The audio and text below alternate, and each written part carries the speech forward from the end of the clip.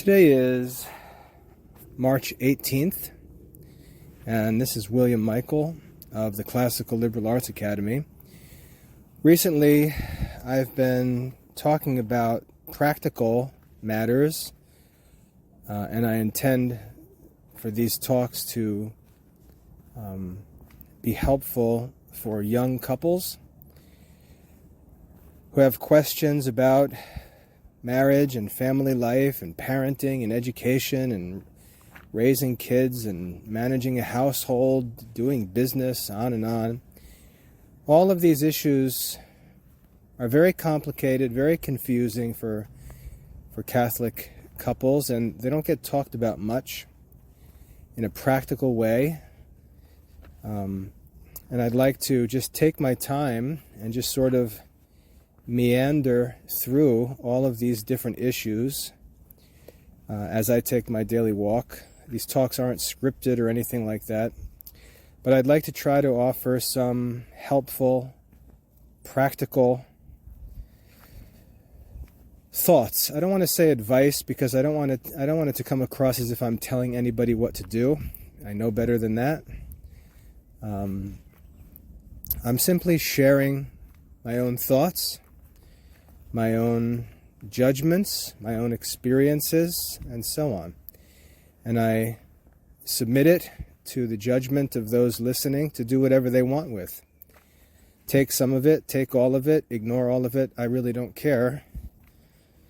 I'm just offering this, hoping to provide something helpful from a man who's 49 years old with 10 children, self-employed, on and on. So, in the last talk, I talked about the danger of unrealistic expectations. What's funny about these talks is I can see when I post them, sometimes they'll get a few comments, and they're like excited, positive comments from people whom I know didn't listen to the talk, because the thing isn't even published long enough for them to have listened to it, and they're pretending that they enjoyed it. And they jump on there with rash comments about how great everything is, and then a few days later I notice that those comments have been removed.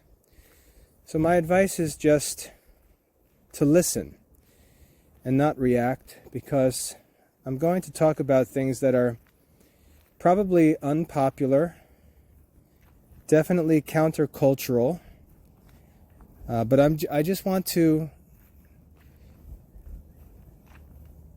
submit them to your judgment, not necessarily today, but for the future. You can just stick it in your cap, as it were. Chew on it like a cow ruminating. But the last talk was about unrealistic expectations. And today what I'd like to do is jump into a different topic. I'd like to talk about getting ready to start a family. I get these questions all the time, in fact. Young parents, young Catholic couples, they might have no children yet, or they might have a toddler or two, and they're starting to think about the future. They're starting to think about education and parenting and raising kids and managing a household. And as they get into it, they start to realize that the romantic notions and unrealistic expectations that they had are going to be impossible. As they approach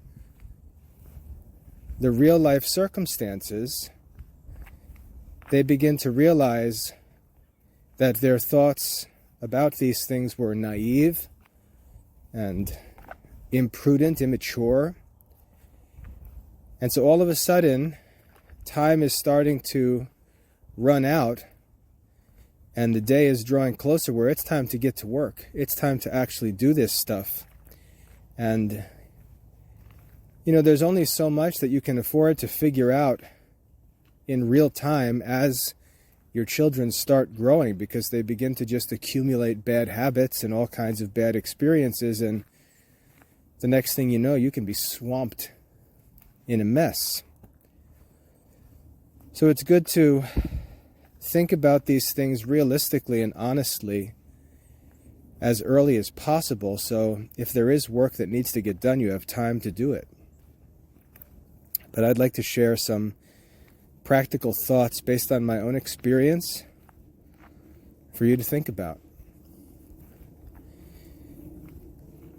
The first thing I'd like to talk about is just the relationship between parents and children.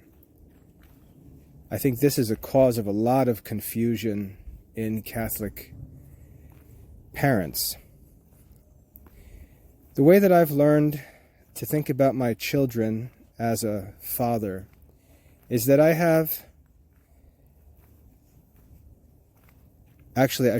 don't have a simple relationship with my children. It's not just, oh, I'm dad and you're my daughter, you're my son. We have this relationship, father and son, father and daughter. It's not that simple. It's not that simple. We have many different relationships. The relationship overall is quite complex. And it's important to categorize these different relationships, because when problems arise, different aspects or different parts of our relationship may be affected, but not the entire relationship. And it's important to understand this. For instance, my wife and I brought a human child into the world, our flesh and blood. That relationship that we have is physical and natural. I have a physical and natural relationship to each one of my children by means of their birth. I have legal obligations towards my children according to that relationship of simple flesh and blood. I have to provide for my children. I have to feed them, clothe them, care for them. I'm responsible for their physical bodies, for their physical welfare. And I could say while they're dependent, but really, I would never spitefully neglect them if they were in need as adults. So there's a relationship between a father and a son, or a father and a daughter, that is purely temporal and physical. And as a father who loves his children, I am committed to the physical welfare of each of my children for life. Their physical welfare is my concern.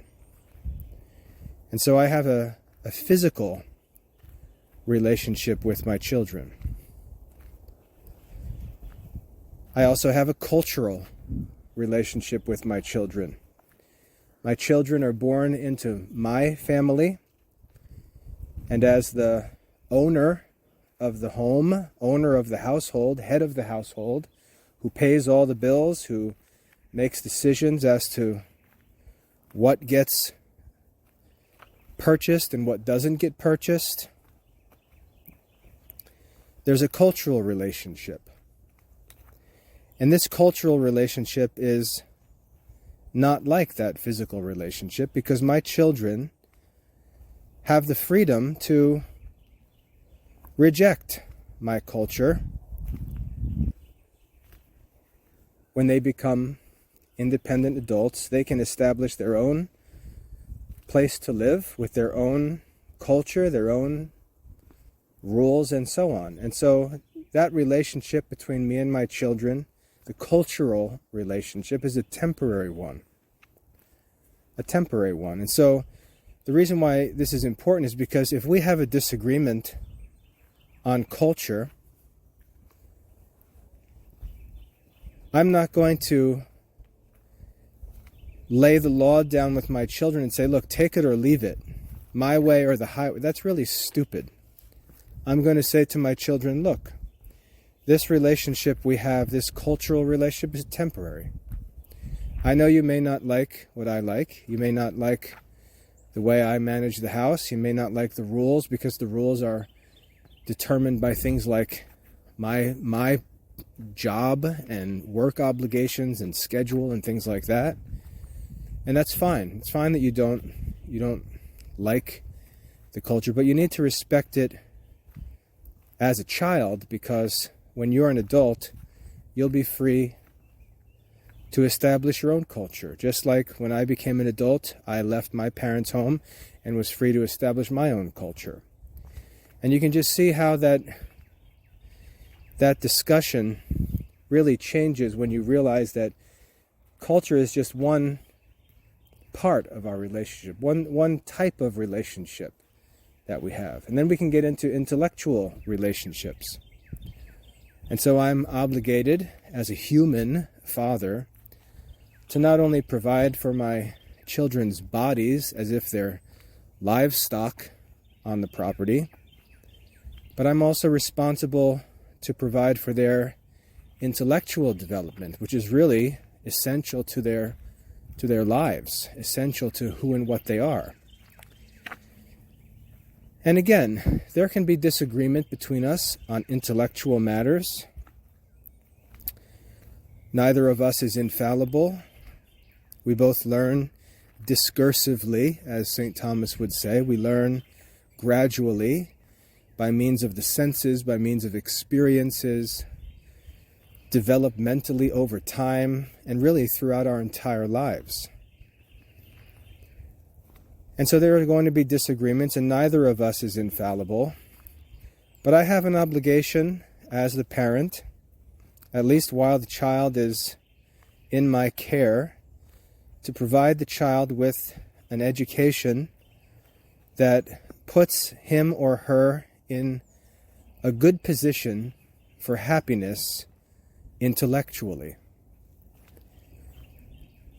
And again, this is a temporary relationship, because when the child becomes legally independent, he or she can choose to disagree with everything that I say intellectually, and there's nothing that I can do about that other than continue to have discussions. Because it's intellectual. It has to do with the intellect and free will, not something to fight about. Certainly not something to destroy a relationship over. And then in addition to that, there's a spiritual relationship.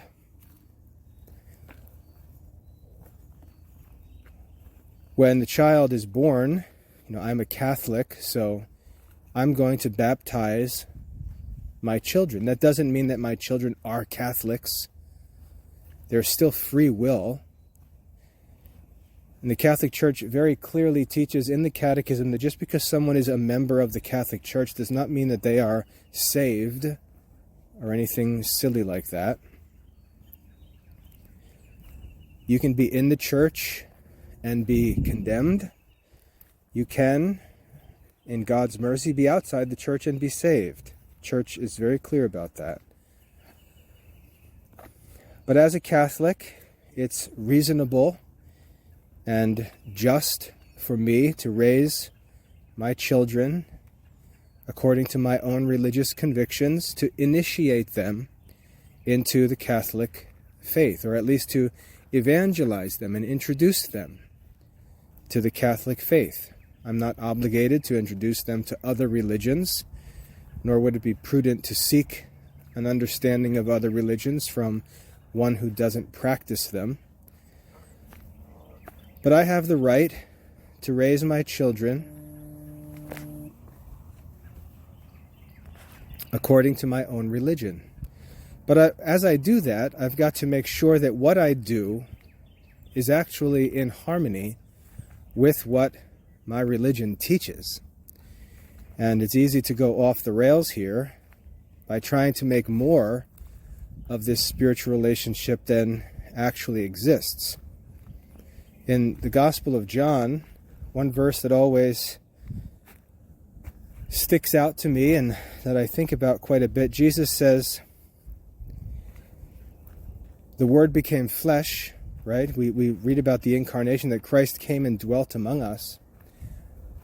But then we read, He gave to them power to become children of God. He gave to them power. And who did He give power to? It says, to those who received Him.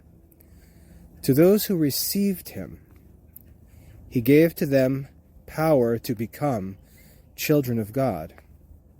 So this giving power to become children of God is given to those who receive Him. And this is a matter of free will. The rite of baptism doesn't nullify the free will of the child. It's perfectly possible, maybe even likely today, that our children will grow up and walk away from the Catholic faith when they gain their independence. That's not necessarily evil. It's not necessarily bad. It's just part of having free will. They have to investigate, they have to explore, they have to consider whatever options are of interest to them. They may even have to test different options out. But they're individuals with free will. And that free will can't be abused or violated, but has to be respected. God Himself, who created us, who has every claim over every inch of our bodies or every minute of our life, leaves us with freedom. And we have to realize that our children are also free agents. And the only way that they can be saved is by actually freely receiving Christ. And Christ Himself taught us that no one can come to me unless my Father draws him, that is, by prevenient grace. No one can come to me unless my Father draws him, because any good or any justice comes from God. And so we can't allow this spiritual relationship to drive us crazy and start to contradict and act in ways that don't even make sense in light of our religion, in light of our teachings. Our children have free will. There's another talk I gave, which I recommend you listen to if you're interested. It's the duties of Catholic parents. And I go through this in detail and talk about what exactly are a parent's duties to their children, because most Catholics have this very wrong. And again, this is my opinion, so I don't care if others have other opinions. I believe that others have this very wrong, and it leads to all kinds of problems, which maybe I'll get into as we go on here. But our children have free will. We have a spiritual relationship with them, which is to initiate them into the Catholic faith and sort of bring them along with us as we practice our own religion. It's not their religion, it's our religion. But because I'm going to church on Sunday and my wife is going with me, there's no one home to watch toddlers while we're at church. Of course, the kids go with their parent. They participate in the church services. They're welcome by the Catholic community. They're initiated into the Catholic life. They're received graciously, generously by Christ in the church. They're invited to baptism. That's grace. That's God's kindness. It's like allowing a stranger to come in and sit and have dinner. It's kind. Baptism is an act of generosity. The same is true of confirmation and communion. The children are barely at the age of reason yet, and Christ welcomes them to the sacraments for which he died. Very generous, very gracious, and our children are shown that they're welcome in the church. And then that relationship goes on to lead them to the door, as it were, of confirmation, where they basically stand up on their own 2 feet with a little bit of kind of a proto-independence, and they say, yeah, you know, I've learned this faith and practiced this faith from my parents, and I profess this faith, and the church offers yet another gift, namely the gift of the Holy Spirit through this sacrament of confirmation. Again, another gift for which Christ died. And it's very clear, especially the way our society is set up, that this very unlikely will lead to a steadfast and unswerving devotion to the Catholic faith and Catholic Church. The kid's still growing. The kid hasn't even made his life choices yet. Those are still several years away usually. But he receives this grace, this gift from the church to help him as he does so. And after confirmation, as our children move on towards adulthood, this relationship takes on a lesser, intensity, because the child is now free to go, free to do what he or she wants, and they normally do that. Of course, our Catholic identity remains unchanged, and so the nature of that relationship and its effect on the intellectual relationship and the cultural relationship, even the physical relationship, will continue to go on as a part of this complex relationship.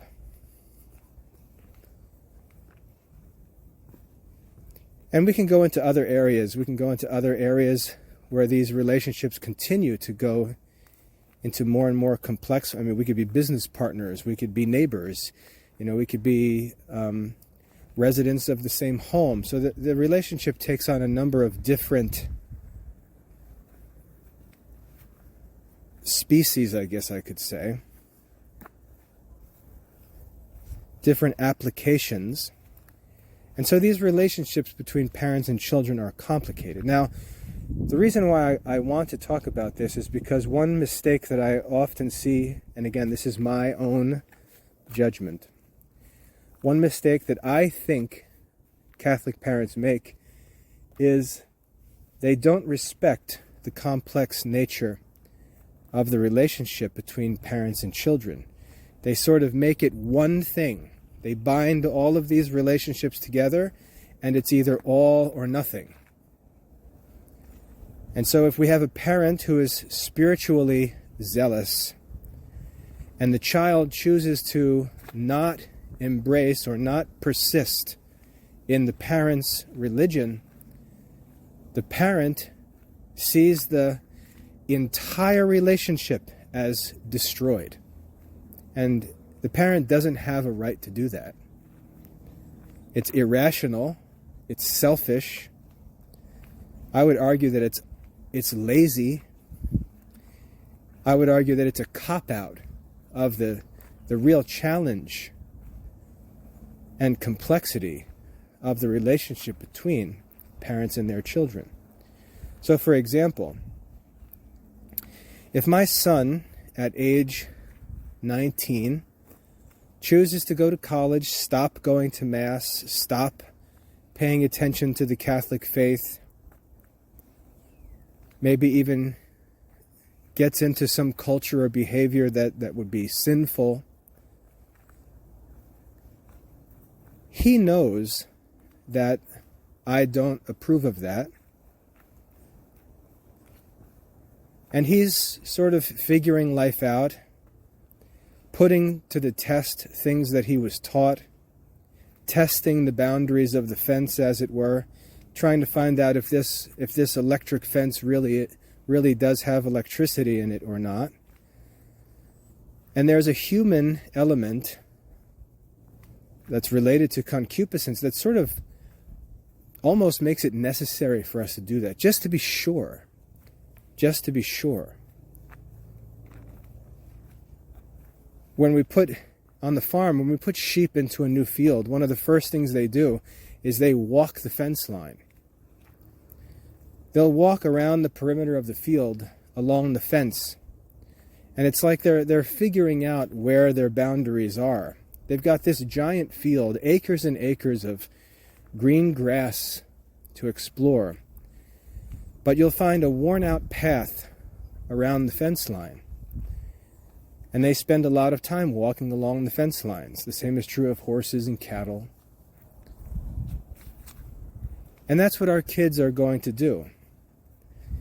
And if we have unrealistic expectations again, and we think that you just give birth and get saints handed to you, and that if they don't comply with the sainthood process along the way, but act normal like you and I actually do, but we pretend we don't, if they just act like normal human beings, we overreact and dramatize the situation as if the sky's falling, as if their souls are damned and all is lost. And all of that drama is unreasonable and actually contrary to the teaching of our religion. Because the children's behavior, when they actually are given freedom as they become adults, their behavior perfectly agrees with what we've taught them. And it's no big deal. The issue that we're watching, which is inconvenient to us, which we wish didn't have to be dealt with, is them actually exercising their free will. Our job as parents, as Catholic parents, was to properly dispose them to the Catholic faith. That is, leave a good taste in their mouth. Give them an accurate and good, attractive introduction to the Catholic life, just as the father of the prodigal son did. He provided his son with a good life. His son didn't appreciate it, didn't respect it, didn't want it, was ready to cash in, or cash out, I should say, at the first opportunity. But when he went out into the world and sort of put his father's way of life and culture and household to the test, he learned the hard way that Dad's ways were actually pretty good. And he turned around and went back home eventually. That's normal. Jesus teaches us that when that father in the prodigal son parable rejoices at the return of the son, he says, in the same way, God rejoices when any person repents. That's normal. That's how salvation works. And God allows it to work like that.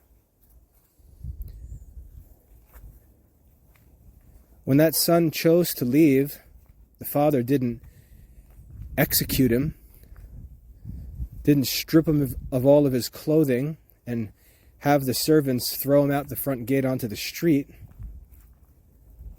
No, the father actually sent him away with his inheritance and wished him well. And when the son came home, the father's reaction was just joy. Because all that father wished was for the happiness of his son, and he didn't consider any strange thing to be taking place. And if we compare that to the way that many Catholic parents treat their children if they walk away from the faith, we see how the problem is magnified. We sort of walk right into the devil's snare. Not only does our son or daughter explore the world, which is dangerous but normal, but we actually make it infinitely more dangerous by our reaction, by our treatment of them, and so on. Now, if we would remember that we have other relationships to this child, not just spiritual, we also have intellectual relationships, we also have cultural relationship, we also have a physical relationship. We should be able to maintain good relations with our children, even though these different aspects may not be what we would want them to be. But as I said, what many Catholic parents do is, when one thing goes bad, they choose to throw the baby out with the bathwater. They take a situation that really isn't that bad and really is understandable and even to a degree reasonable, and they choose to nuke the whole thing and destroy the relationship completely, as if that's how you prove that you're a faithful Catholic, by acting like an irrational fool. And really what it is it's that vexation from unfulfilled expectations. The relationship that you fantasized about didn't turn out the way that you expected. Your desires are frustrated, and now you're in a state of vexation, which is the way of a foolish person. And yet here you are imagining that you're the wise man, when your behavior is the behavior of a foolish person, vexed by unrealistic expectations. What if I were just to tell you up front that it was very likely that when your children reached young adulthood, that they would leave the family, get out into the world, explore their own ideas, try out their own interests and opinions, get a taste of life among and with unbelievers, try different things, and learn by experience what the real nature of things is, not by your teaching of them, but by their own experience. They're basically verifying what you've taught them, and that if you have taught them truly, which you shouldn't assume that you're doing just because you happen to be a Catholic, but if you have taught them about things truly, everything that they do, everything that they experience should verify what you've taught them. And that, I think, is really the point to be gathered from the parable of the prodigal son. That son learned from the world exactly what his dad told him. And that's why, when he learned it, and he was eating the fruits of it all, his desire was to get back home to dad. Now the problem, again, is that many Catholic parents presume that because they're Catholics and because they watch EWTN or because they read certain books or whatever, that they're right about every topic under the sun. And they opinionate and they pontificate on every single topic, from global military activity all the way down to how a priest ought to hold the chalice, what music should be played. They comment and opinionate on everything. And in much of what they talk about, they're just completely wrong. And their kids hear all of this. And when their kids go into the world and experience things, the teaching of their parents is not verified. And you can see how that puts the kids in a dangerous situation, because now the question is, well, where do we go? We heard what Dad had to say. He doesn't know what he's talking about. We've seen verified that his ideas are not true. But we've also been out here in the world and we see that what we thought might be true, well, that's not true either. So where do we go? And you see this kind of person just constantly turning to new things, just living by trial and error, where for the prodigal son,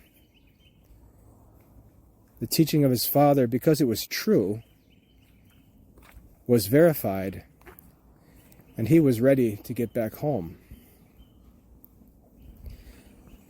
But what many Catholic parents do is they just destroy their relationships with their children because their children choose to explore the world and walk away from the Catholic faith when they enter into adulthood.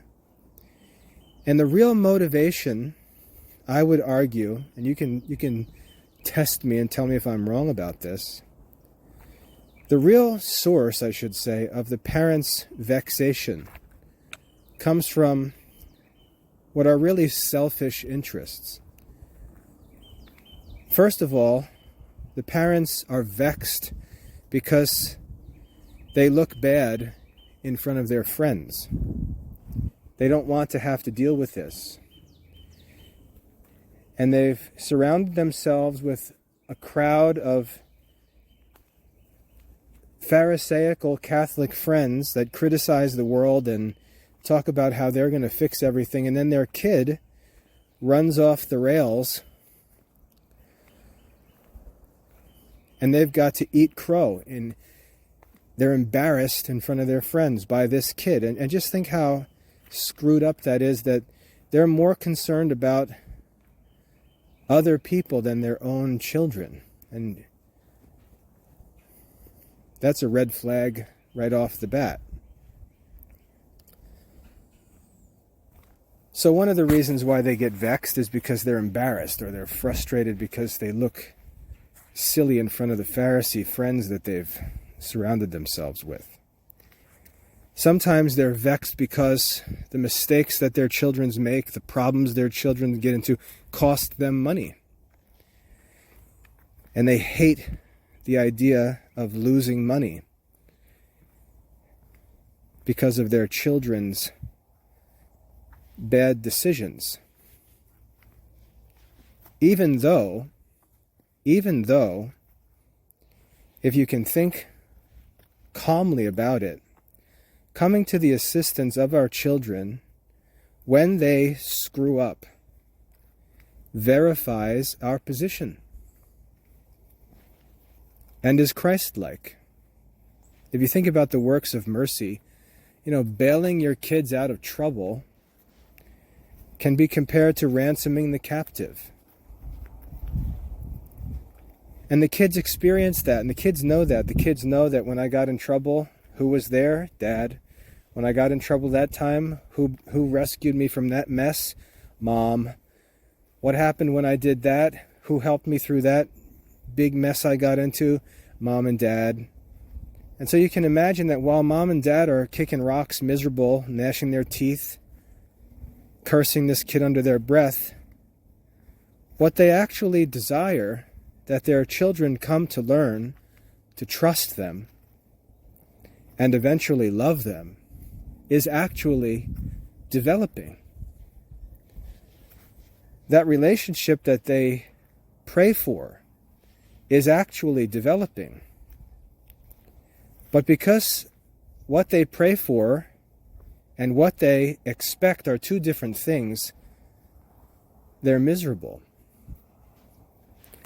Because they're not thoughtful.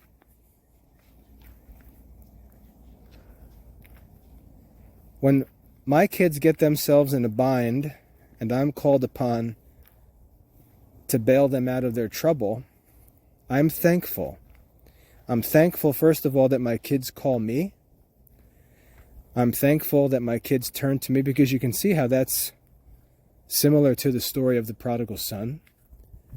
And I'm happy for the relationship that develops, for the history that develops, for the memories that develop, because they continue to draw my kids closer to me. And I've been through this, I've got 4 adult kids now, and I've been through this with every one of them. And that's how the relationship really begins to become real. They start to realize that there's only one person who's going to bail me out and help me. There's only one person who is there when I'm at my low points, or 2 people, hopefully. It's just always mom and dad. And they're going to learn that other people are not kind and patient and generous like Christians, because Christians have grace. And that grace, which I would say is a grace that proceeds from the sacrament of matrimony, that grace to raise children effectively, is not fulfilled before the child's 18th birthday, but is really just getting started at that point. And what keeps those relationships together is keeping in mind that there are children by nature first, and their physical welfare should always be our concern. Just think how stupid it is to have a family that's got a troublemaking teenager. Let's say the teenager is hanging out with some shady people, disobedient, gets into trouble, stays out late, is messing around with who knows what. And the parents get annoyed by this because the child is making decisions that the parents believe are dangerous or potentially harmful. So what do the parents do? The parents decide to kick the kid out of the house. Boy, that makes sense, doesn't it? It's like, imagine that you were inside the house and there was a rabid dog trying to get into the house, and he's scratching and clawing on the door and on the windows of the house trying to get in. And you're trying to keep your kids safe. And your son wants to go outside and play, and he keeps opening the door, and you grab him and pull him back in, and he opens the door, and you grab him and pull him back in, and then finally you get angry at the kid, because supposedly you don't want him to get hurt by the dog, so you choose to just put him outside. That's really brilliant. What a chess move that is, huh? To just completely lose. So what? What's the point of that? The point is your own convenience. You just don't want to deal with it anymore. You'd rather lose and just blame it on the kid rather than save that kid.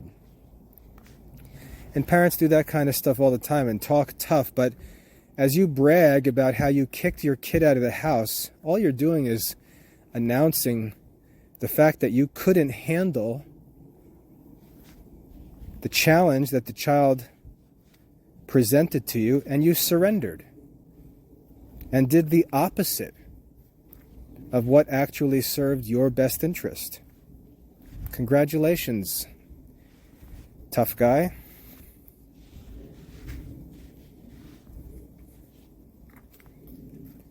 And so we get that kind of normal, big mouth Christian parenting, which makes no sense. These are the kind of people who get upset that the Pope doesn't excommunicate everybody. And they think that because the Pope doesn't excommunicate everyone, that he's weak. It's just stupid.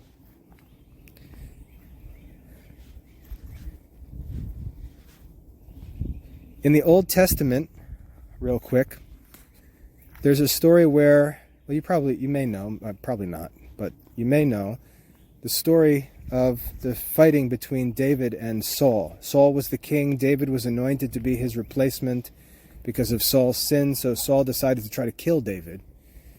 David had to flee, even though he was a good man. He had to flee and hide for his life as Saul, with his army, tried to hunt him down and kill him.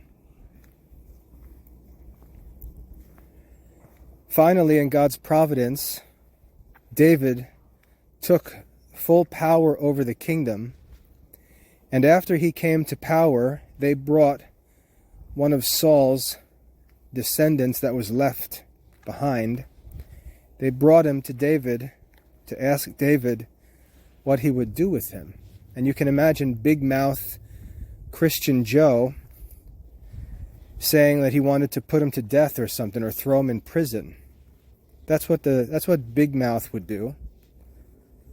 Tough guy.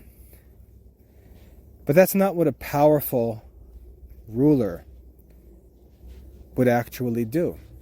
Because a powerful ruler who actually is in control would know that this person poses no threat. And so David let him go. And you'll notice this throughout history. You'll notice that powerful kings, especially after military victories, will have the leaders of their enemies brought into their presence, and they'll simply show them mercy as a sign of their real strength.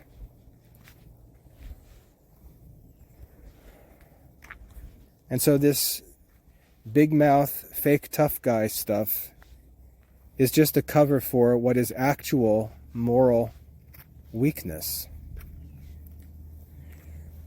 And these kinds of things are common today, especially where we find carnal, shallow Christianity with no real philosophical or moral depth. Usually it's wrapped up in party politics, just like the common ignorant populace. That is the culture of the Christian people. There's no depth. Their reactions to problems, it seems like they learned them from Al Bundy. Just lazy, weak, impatient, blame-shifting losses. But if we remember that our relationship to our children began not with their baptism, not with their education, but it began with their conception, began with their birth, that relationship can never end until death. And my concern is always for the welfare of my children, first of all because they bear my name, they share my blood, they're bone of my bone and flesh of my flesh. I tell my kids all the time, I'm going to ride with you until death, because we have a relationship that's natural. And that relationship is very significant. That relationship is very significant. I would be willing to offer my physical life for my children's physical life. That relationship is very significant. And so when we think about people, we think about parents who will send a daughter out to the streets because she doesn't want to pray the rosary anymore or go to Mass on Sunday. The whole entire relationship between the parents and the children is destroyed because one aspect of their relationship isn't going as the parents want it to go. And rather than committing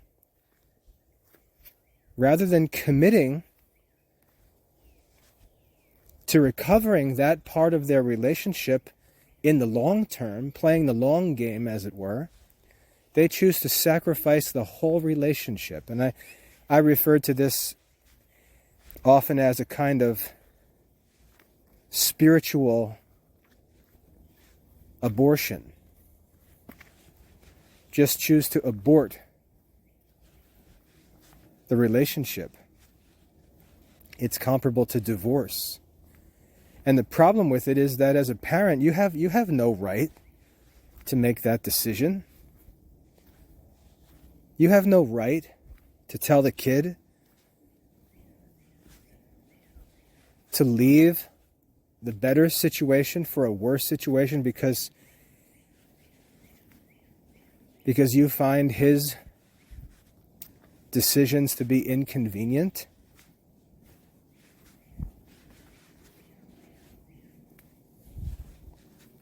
How does choosing to make the situation worse, or to make the thing that you're complaining about worse, make it better? Well, how can that, what's the reasoning there? And I know what people say, well, there's other kids in the house and they're going to learn. What are they going to learn? I can tell you what the other kids learn. Yeah, they might pick up some bad things. They might pick up some foul language. They might pick up some stories or ideas or behaviors that you don't like. But they're also going to pick up the big picture, which is that these older disobedient kids struggle.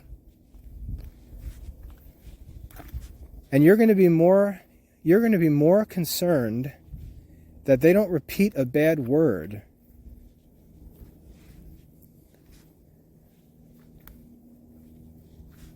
than that they miss the whole big picture.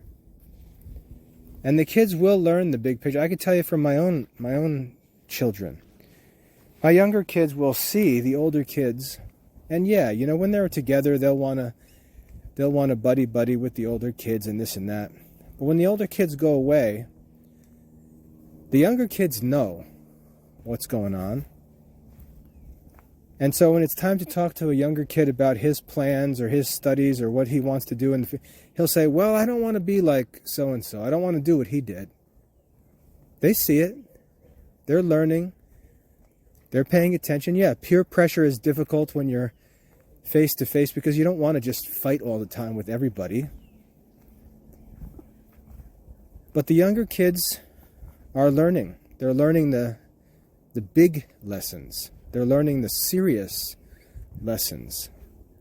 And you're going to potentially deny them the opportunity to learn the big lesson, which actually verifies everything you're teaching them.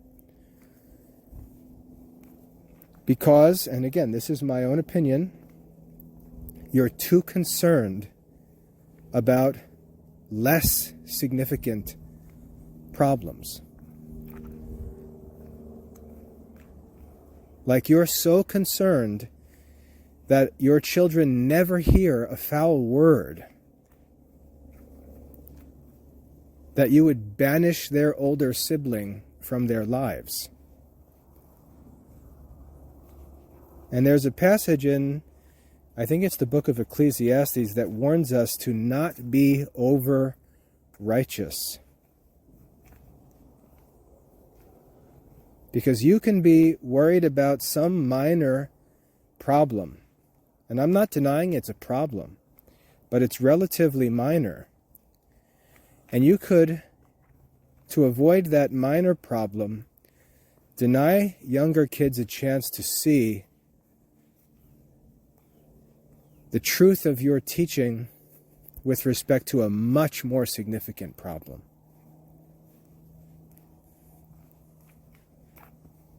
And this sort of overreacting, pharisaical aversion to any kind of undesired behavior is responded to with the most irrational, self-destructive craziness. And we consider this to be good parenting. Again, this is my judgment. Others can disagree, and frankly, I don't care because I'm not responsible for the results of their opinions.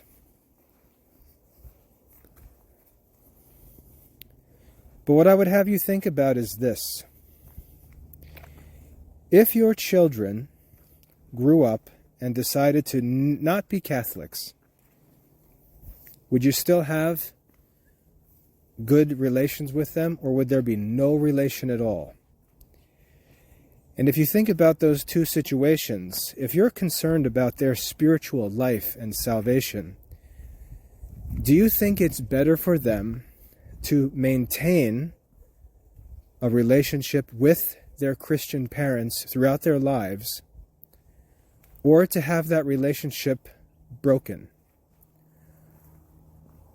If they were unbelievers, as, let's say, 25-year-olds, 30-year-olds, 35-year-olds, do you think it would be better for them to be 30-year-old unbelievers, separated from their Christian parents, or still close and on good terms with their Christian parents? It's pretty obvious.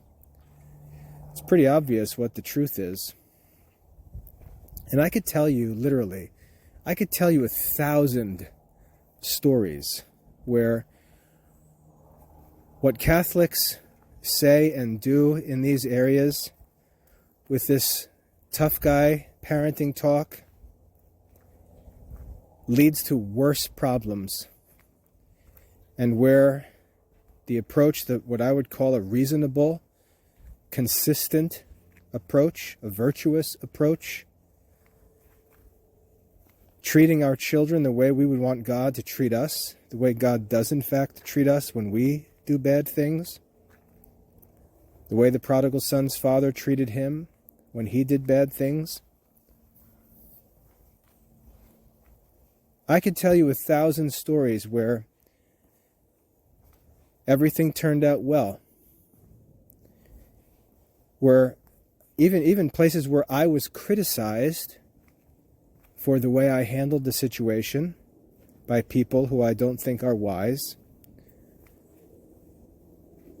where I was criticized for being too patient, too generous, too merciful. But I thought the way that I am explaining here, and I decided to play the long game, and most importantly, I ask myself, every time something happens, I ask myself how I would want God to treat me in the situation, because I do the same things to God that my kids, and not just my kids, but other people, other Christians do to me. And I have the opportunity, God teaches us this in the scriptures, I have the opportunity to basically write the instructions for God on how I would like to be treated on Judgment Day by the way I treat those who do wrong to me. One of the works of mercy is to bear wrongs patiently. And when we think about parenting, I understand it's difficult. When you think Catholicism, when you think the Christian faith is just the greatest thing in the world, the most important thing in your life, that's how I feel about it. It's easy to really want nothing to do with those who are not interested in Christianity. I don't want to have a discussion about anything but Christianity. I want to talk about theology and philosophy. I'd like to talk about the liberal arts. I'd like to talk about sacred scripture and church history. You start talking about another topic, and I'm going to look for a way out of that discussion. That's just how I am, because I love the Catholic faith. I love scholastic theology. I love philosophy. I love the classical liberal arts. I love history. I love literature, and so on.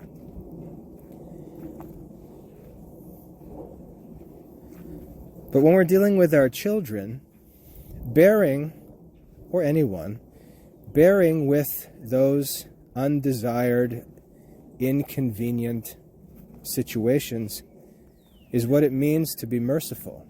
It's what it means to be patient. And what happens over time, what happened with the prodigal son, for example, what happened with the woman caught in adultery is when they're finally stuck, when their sins finally find them out and they've hit rock bottom. Usually the people who are standing with them at the end are the people whom they learn are their true friends. And there are many Catholic parents who have chosen to prove themselves not to be the true friends of their children. But in the scriptures, we don't find that taught to us. We find that the good parents, the Lord himself, is present at rock bottom. Because the relationship that we have began and is rooted in things that came before any of this other stuff began. And it's easy because, again, it's selfish, it's pleasing. If you're lazy and you lack virtue, it's easy to pretend like all you care about is spiritual things, because that excuses you from the reality of your obligation to physical things. And we're human beings. We're just as much body as we are soul. And so you get the fake spirituality where people pretend like your body's not that important, but your soul is all that matters. Well, you seem to not understand the Christian religion, which is founded upon God becoming man. You seem to not grasp the religion. I would even say that one of the most distinguishing features of the religion that you claim to hold in the way you treat your children. Because that physical relationship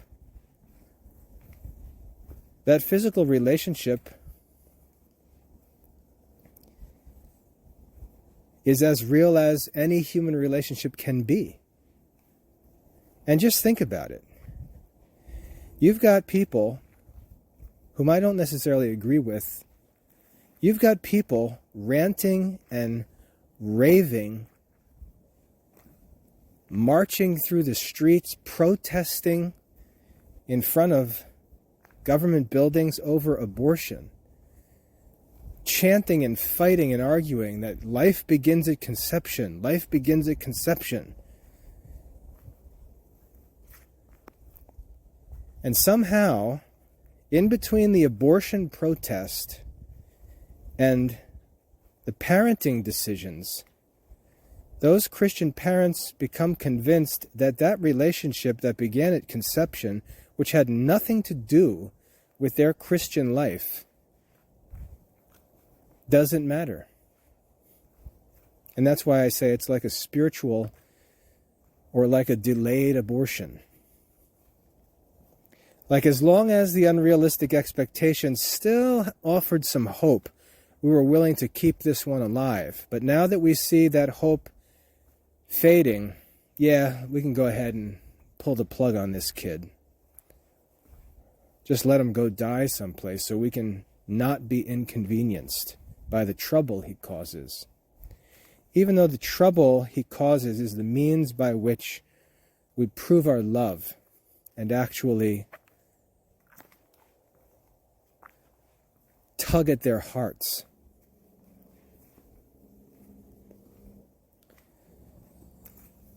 You see how backwards the thinking is. And so my advice, my thoughts that I'd like to share to young parents is to consider, as you get into parenting, that your relationship to your kids is physical and human. It's flesh and blood. It's temporal. Before it ever becomes Catholic or classical or Republican, or anything else. Your relationship to your kids is human.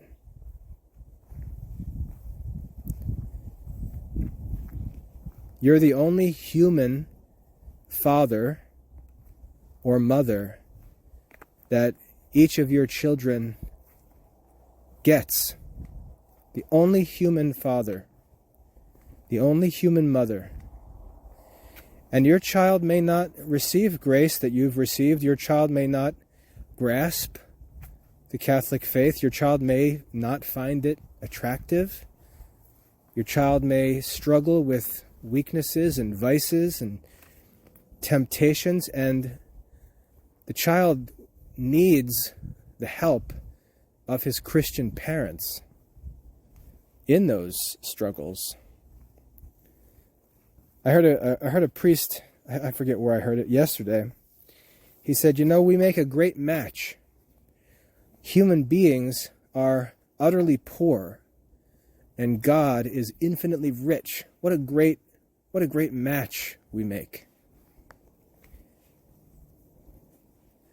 He was saying that God doesn't care about our poverty because he's infinitely wealthy, infinitely powerful. He doesn't care about our weaknesses. And if we think of our children like that, why would it matter really if my children were weak, if I was strong, if my children are poor, if I'm rich, if my children are ignorant, if I'm intelligent, if my children are foolish and I'm wise? It shouldn't be that big of a deal because I'll be there to help. And I'll be there to the end. Because our relationship is unconditional. Our relationship is natural. They're bone of my bone and flesh of my flesh. My blood runs in their veins.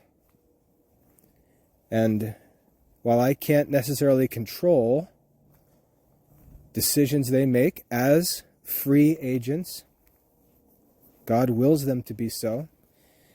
I can't control many of their decisions. I can't control things they do. I can't give them grace. I can't give them faith, hope, or charity.